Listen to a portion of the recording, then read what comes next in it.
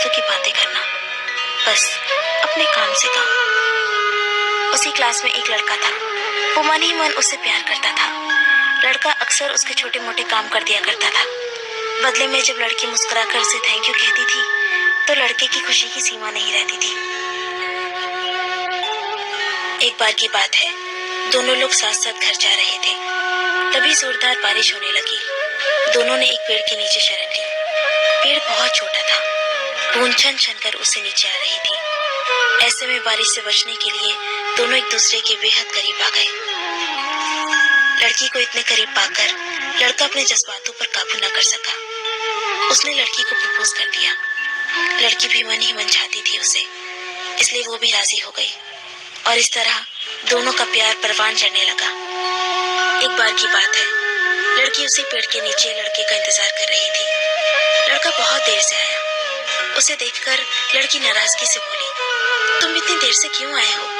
मेरी तो जान ही निकल गई थी।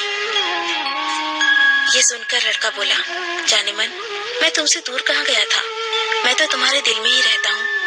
तुम्हें यकीन ना हो तो अपने दिल से पूछ लो। लड़के की इस प्यारी सी बात को सुनकर लड़की अपना सारा गुस्सा भूल गई और वो दौड़कर लड़के से लिपट गई। एक दिन दोनों उसी पेड़ के नीचे बैठे बातें कर रहे थे। लड़की पेड़ के सहारे बैठी थी और लड़का उसकी गोद पे सर रखकर लेटा हुआ था। तभी लड़की बोली, जानू, अब तुम्हारी जुदाई मुझसे बर्दाश्त नहीं होती। तुम्हारे बिना एक पल भी मुझे 100 साल के बराबर लगता है। तुम मुझसे शादी कर लो, नहीं तो मैं मर जाऊंगी। लड़के ने झट से लड़की के मुंह पर अपना हाथ रख दिया और बोला, मेरी जान, ऐसी बातें मत किया करो। अगर तुम्हें कुछ हो गया तो मैं कैसे जिंदा रहूंगा? फिर वो कुछ सोचता हुआ बोला, तुम चिंता मत करो, मैं जल्दी अपने घर वालों से बात करूंगा। धीरे धीरे काफी समय बीत गया। एक दिन की बात है, दोनों उसी पेड़ के नीचे बैठे हुए थे। उस समय लड़के का चेहरा बिल्कुल उतरा हुआ था। लड़की ने पूछा तो वो रुआसा होकर बोला, जान, मैंने अपने घर वालों को बहुत समझाया, पर वो हमारी शादी के लिए तैयार ही नहीं है। उन्होंने मेरी शादी कहीं और तय कर दी है। ये सुनकर लड़की का कलेजा फट पड़ा। उसका मन हुआ कि वो जोर जोर से रोए, लेकिन उसने अपने जज्बात पर काबू पा लिया और बोली, मैं तुमसे सच्चा प्यार करती हूँ, मैं तुम्हें कभी भुला नहीं सकती। प्लीज मुझे माफ कर देना। लड़का धीरे से बोला, वैसे अगर तुम चाहो तो हम हमेशा अच्छे दोस्त बनकर रह सकते हैं। लड़की ये सुनकर जोर जोर से रोने लगी। लड़के ने उसे समझाया और फिर दोनों रोते रोते अपने अपने घर चले गए। देखते ही देखते लड़के की शादी का दिन आ गया।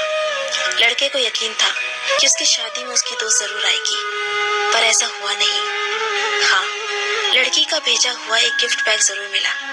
लड़के ने कांपते हाथों से उसे खोला और उसे देखते ही बेहोश हो गया।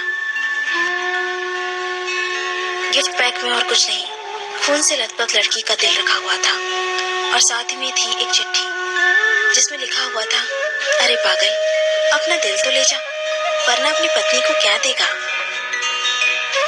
दोस्तों, किसी के लिए मोहब्बत टाइम पास होती है और किसी के लिए जिंदगी से बढ़कर। अगर किसी से मोहब्बत करना तो उसे ताउम्र निभाना भी, वरना क्या पता आपका हाल भी ऐसा ही हो जाए। जो उस दिन के बाद नहीं जी सका, नहीं मर सका, उसकी सारी जिंदगी पछतावे और अफसोस में घुट घुट कर कटती रही।